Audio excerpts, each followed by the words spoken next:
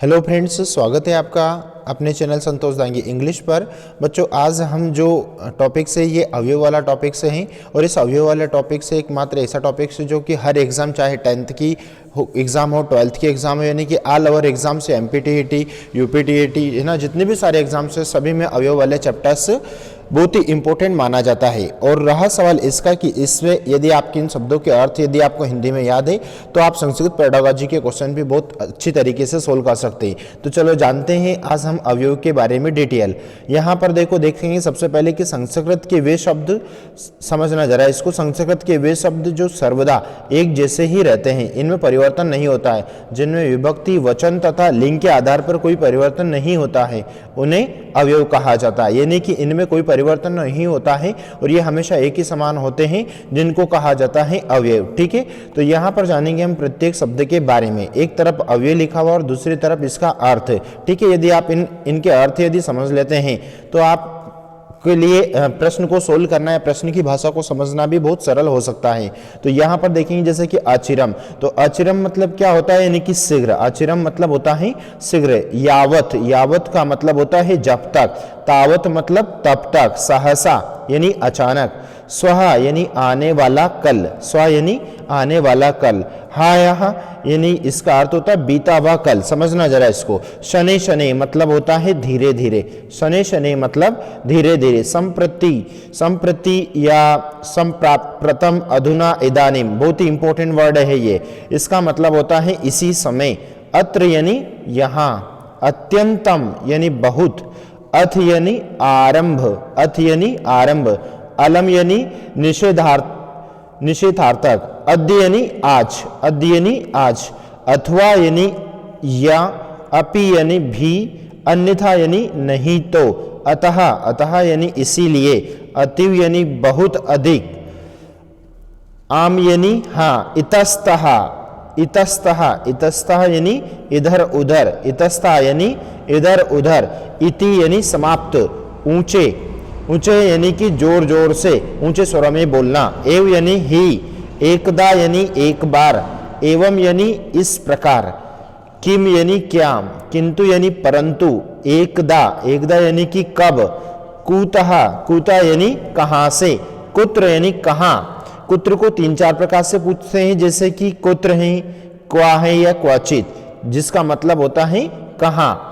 आगे देखेंगे चा, चा यानी होता है और, जो कि हमारे द्वंद्व समास में इसका प्रयोग करते हैं, जिसका हिंदी में अर्थ होता है और। अभितः यानी दोनों ओर। परितः यानी चारों ओर। सर्वतः यानी सभी ओर। उभयतः यानी दोनों ओर। चेतः, चेत यानी यदि। और चीरम यानी कि देर से या देर तक। तत्र यानी वहां। ईतः यानी इधर से या यहां से। ततः यानी उसके बाद। तथापि यानी फिर भी। तदा या तदानीम यानी कि तब। तरही यानी तो। तू का अर्थ होता है तू, मतलब होता है हिंदी में तो। तावत, तावत यानी तब तक। तुष्णिम यानी कि चुप। दिवा का मतलब है दिन। ना का अर्थ होता है नहीं। नीचे है यानी कि नीचे, हिंदी में नूनम यानी कि निश्चय। नौचेत, नौचेत का मतलब होता है नहीं तो। पुनः यानी फिर। प्रातः, प्रातः यानी सवेरे। पश्चात यानी कि बाद में। प्रसूति यानी से या लेकर। परंतु, परंतु यानी कि किंतु या परंतु लेकिन, जिसको हम परंतु शब्द को हम हिंदी में मानते हैं, जबकि यह संस्कृत शब्द है। पूरा यानी कि पुराने समय में या पहले। सायं यानी कि शाम को। स्व यानी कि कल, स्व यानी कि कल, रिपीट हो रहा है ये। हाय यानी कि कल। और सह यानी कि साथ। स्वयं यानी कि अपने आप। आगे देख लीजिए सहसा यानी अचानक। इसमा यानी था, इसमें जब भी दिखता है मतलब था। ठीक है, और नेक्स्ट देखेंगे सर्वत्र यानी कि सभी जगह, सभी ओर। अर्थ यानी अथ किम, अथ किम का अर्थ होता है और क्या। तथा यानी वैसे। परस्परम यानी आपस में। बही यानी बाहर। बहुधा यानी कि अक्सर। बाड़म यानी हाँ। माँ यानी नहीं, है ना। मुहुर्मय या फिर वारम वरम, ये का अर्थ होता है बार बार। यत यानी की। यत्र यानी जहां। यदि यानी अगर, यद्यपि यानी अगर, यद्य को यहाँ पर दो शब्द यदि या यद्यपि दोनों का अर्थ एक ही होता है। अगर, यावत मतलब जब तक, यतः यानी जहां से, तदा यानी कि तब, वा मतलब या अथवा, विना यानी बिना, वृथा का अर्थ होता है हिंदी में व्यर्थ, शनै यानी धीरे, सर्वदा यानी कि नित्य, ही या यत का मतलब होता है क्योंकि, खलु यानी कि निश्चय ही, ईशत यानी थोड़ा, जातु यानी कि कभी, धिक यानी धिक्कार, और नक्तम यानी रात। नक्तम का सीधा अर्थ होता है यानी कि रात। प्रशह, प्रशाह्य यानी कि होता है बलात्। नमः यानी कि नमस्कार या प्रणाम।